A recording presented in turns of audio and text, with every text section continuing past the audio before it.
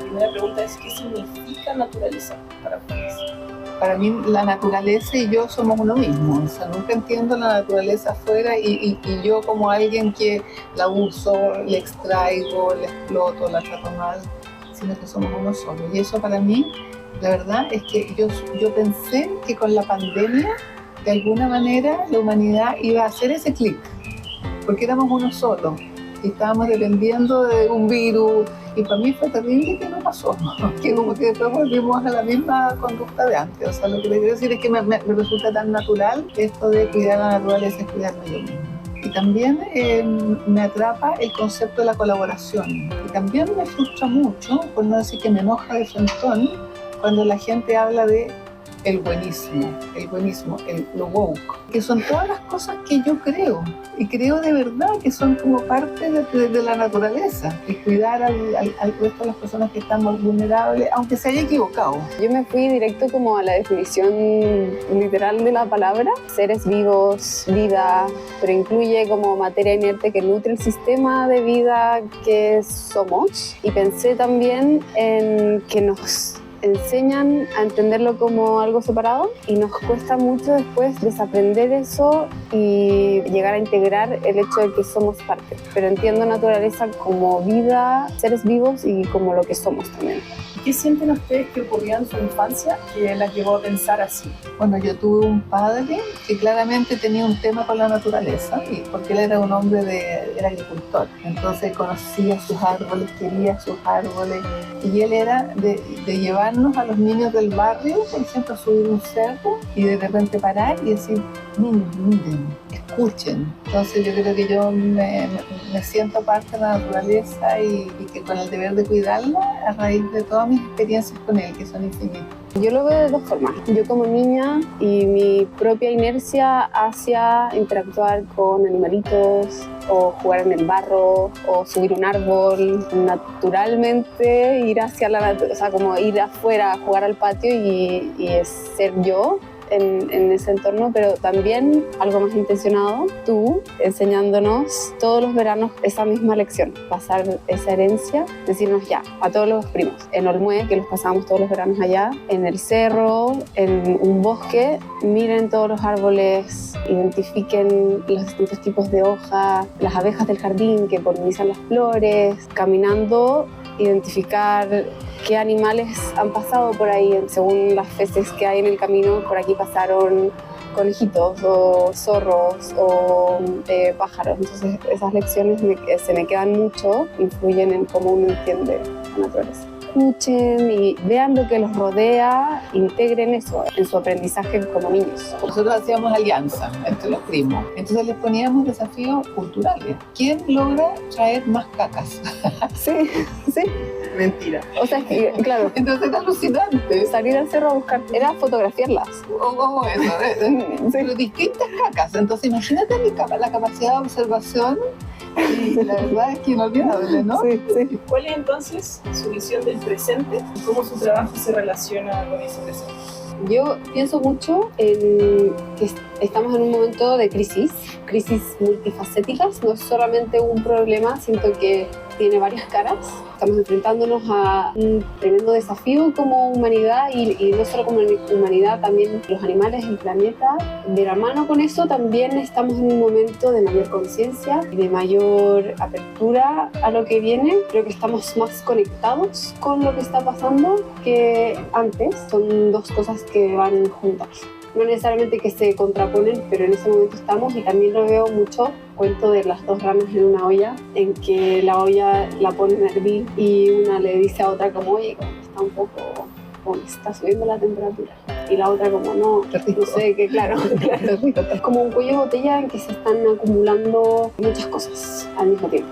Bueno, yo soy más alaraca que tú, o sea, yo no pienso que las ranas en este minuto estarían diciendo esto tibiecito. Yo creo que... No, sí. O sea, estamos en el punto en el que está... incómodas, pero muy incómodas, por lo que tú decías, que hay muchas crisis acumulativas en este minuto, ¿no es cierto? Sí. Está el cambio demográfico, el climático, pero están las migraciones, está la revolución tecnológica. Desde esa perspectiva, yo siento que lo peor que nos puede pasar es desconectarnos de lo que está pasando. y pensar que si yo me meto en mi micromundo y nadie me molesta, déjenme a mí vivir tranquilo, sáquenme a los delincuentes de la calle, yo quiero tener mi empleito y me quedo con mi familia tranquila, eso no nos conduce a resolverlo. Por lo tanto, a mí en esta etapa de mi vida me importa más que nunca darnos cuenta que hoy día es necesario que cada ser humano se convierta en agente de cambio, porque ya está claro que nadie lo va a arreglar con nosotros, ¿no es cierto? Ni Naciones Unidas, aunque quiera hacer lo que pueda, ni mucho menos los países, porque hay unos que están bastante locos, ni tampoco es la sociedad civil, ni tampoco. Entonces yo creo que más bien somos cada uno de nosotros coordinados, informados, que nos hacemos cargo de nuestro propio entorno, de mi alimentación, de mis residuos, y por eso a mí me ha interesado tanto trabajar con los mayores, porque si hay alguien que sabe que el mundo ha cambiado para peor, somos los mayores. Y es cosa de hacer un solo ejercicio, decirle, ¿tú has vuelto a aquel lugar donde de niño pasabas el verano? Y la mayoría se queda impactado de volver al lugar mentalmente y recordar lo mal que está, cómo ha cambiado para peor. Y te dicen, está destrozado ese lugar. Es esa constatación del antes y el después que va hacia menos. Eso es algo que nos tiene que movilizar. No nos puede quedar ni en la negación ni en la queja. Tenemos que movilizarnos porque creo que es tan injusto la herencia que le estamos dejando a las otras generaciones. Estoy trabajando en una ONG a nivel internacional en torno a las agendas de acción de las COPs. Y trabajamos aumentando la colaboración y la ambición de múltiples actores en torno a esta agenda de acción.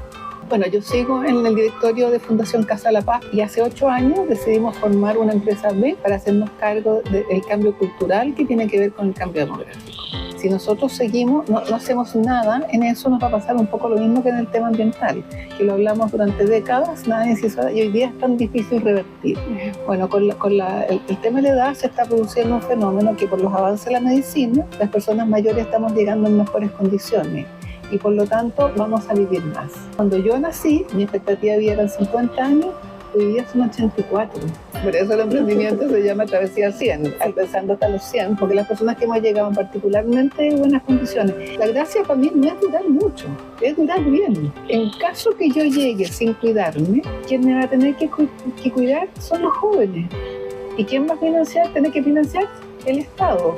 ¿Y quién genera los impuestos? Los jóvenes. Entonces creo que la carga en términos de cuidado y de impuesto que le estamos dejando a las siguientes generaciones, y si tú le sumas las ambientales, no tiene nombre, es muy injusto.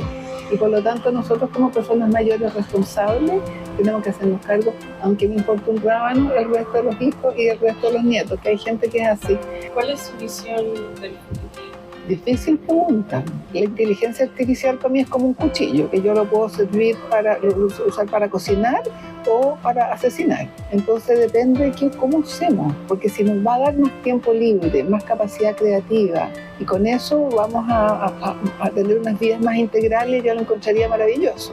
Pero si eso no ocurre, y al contrario viene ahora además la crisis del desempleo, a todas las que ya mencionamos, la crisis social que se nos viene es brutal.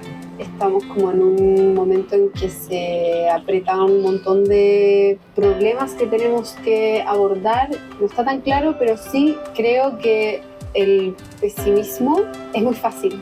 Es cómodo. Es cómodo. Entonces el optimismo pasa a ser una forma de resistir ante esta crisis y de trabajar la resiliencia propia frente a esto. Pensando en que estamos en un momento muy crítico, también pensando que tenemos un montón de soluciones a mano. Me aferro mucho a la idea de que vamos a estar como en un momento muy crítico de aquí al 2050, quizás un poco después de eso también, pero quiero mucho creer, y por eso creo que es una decisión el optimismo. El siglo pasado, el momento más crítico fueron las guerras mundiales. Quiero pensar que estos son como años muy críticos que van a enseñar a las siguientes generaciones y van a reforzar las lecciones, pensando en que hubo una reformulación de cómo pensamos, por ejemplo, en la naturaleza. No pensarlo como algo aparte, sino como todo lo que somos. Yo también, yo me sumo. O sea, en otras palabras, yo creo que dejarse instalar en el de sí mismo es una manera de evadir. Yo creo que no nos queda otra más que asumir deliberadamente un optimismo constructivo y en la acción. No es como, ay, sí, todo se va a arreglar. Y yo creo que eso es muy importante, que sea una opción. Yo siento que están apareciendo como brotes de que es posible. Por ejemplo, esta explosión de las mascotas hizo cambiar la mirada de las personas hacia los animales. Hay un paradigma de dominación de lo masculino, de lo extractivo, de la explotación, que va en descenso, porque ya no da para más ese paradigma, y van haciendo el más luminoso, que es el que nosotros queremos empujar. Me importa no solamente mi bienestar y el de mis seres queridos, sino que toda la humanidad, porque vamos en el mismo carro. El tema es que hay un momento en que los paradigmas, entre que este se muere y el otro sube, hay una convergencia que es incómoda. O sea, en esta teoría de los 3 horizontes, se puede ver también cómo las tecnologías de hoy, la inteligencia artificial, o benefician la salida de uno o la entrada de otro de estos horizontes. Esperar los tipping points, que de alguna manera da vuelta, sí, una creencia instalada y una práctica instalada. Lo único que yo tengo un sentido de urgencia, cuando yo escribí los 25 años de Casa de la Paz, yo estos temas los escribí en futuro. Si no hacemos nada, se derretirán las nieves eternas, se desertificarán las tierras, se contaminarán las aguas. Hoy yo hablo en presente, es mirar los glaciares, y me da mucho susto de que lleguemos a un punto de no retorno y empecemos a hablar en pasado.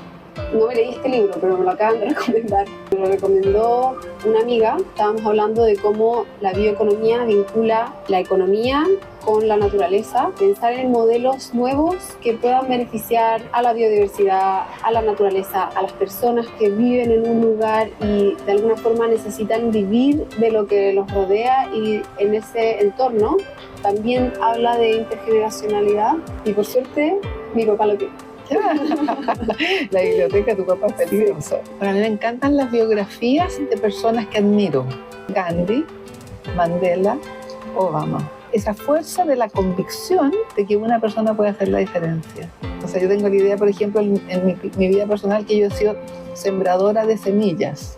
10 años después y ups, floreció, alguien la regó, alguien plantó mal, la misma naturaleza, y la cosa es que hoy día yo puse una semilla que tenía como posibilidad un bosque, Maturana.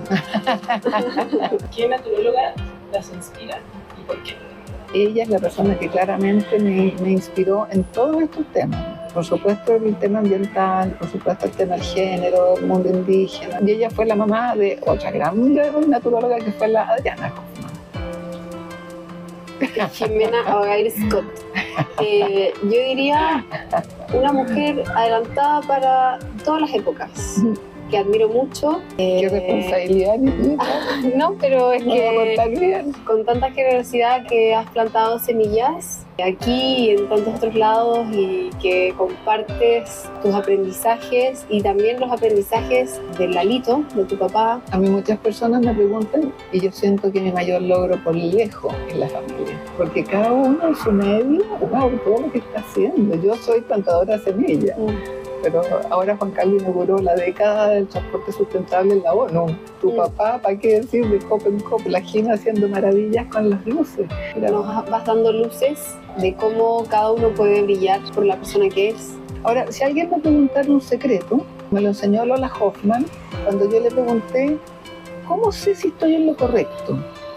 Y ella me dijo, porque si has alineado tu vocación con tu trabajo, no te vas a cansar, porque no pones resistencia. Y a su vez, si tú cuando sientes que vas bien y aparecen las coincidencias, quiere decir que el universo así lo quiere, lo necesita. Si no, quiere decir que era tu ego. Entonces, yo creo que si hay algo que yo me reconozco que le he transmitido a los hijos y a ustedes, es la pasión por el trabajo. No como una carga, no como, oh, qué bueno que es viernes, oh, qué horror que es lunes, sino que qué maravilla poder poner nuestra energía en algo que nos da tanto placer, tanta alegría. Y me encanta lo que hago. ¿Cierto? Y me encanta. Y yo creo que ustedes no me han escuchado nunca quejarme. voy a juntarme con esta gente y tener esta reunión y trabajar en esto. Oh, qué emoción tener un día viernes a la 1:30 de la tarde la posibilidad de estar aquí vivitas las tres teniendo una maravillosa conversación. ¿Qué le dirían, por último, a una persona que estuviera viendo este video? Que se contagie, que descubra qué es aquello que le apasiona, que siente que vino con ese propósito a la vida y que se ponga en marcha. Le diría, y esto lo aprendí de ti, lo pensé hace poco, fue como, este es un buen mensaje, cuidarse primero a uno para poder cuidar a otros y al planeta. Tú mandas mucho ese mensaje de terapias, te cuidas, aprendes de ti y aprendes a como dejar patrones de daño tanto contigo como con lo externo a ti. Siento que ese es un buen mensaje como para enfrentarse a estos temas, llevar el día a día y llevar también proyecciones a futuro, todo. Y ahí perderle la vergüenza a cuidarse. Sí, Porque siempre pensamos que hay que dar, que cuidar a los otros. Y a mí se me viene a la mente la metáfora del manantial, en el sentido que cuando hay un manantial, tú tienes que cuidar ese curso de agua y cuidarle las paredes al manantial para que siga emergiendo. Porque si no, el agua va a encontrar hacia otro lugar y te vas a quedar seco. Hay que parar, hay que hacerle mantención al manantial para que siga dando. Sobre todo las mujeres, que tenemos culpa siempre. claro. De no hacer lo suficiente. Salud. La salud. Se logró.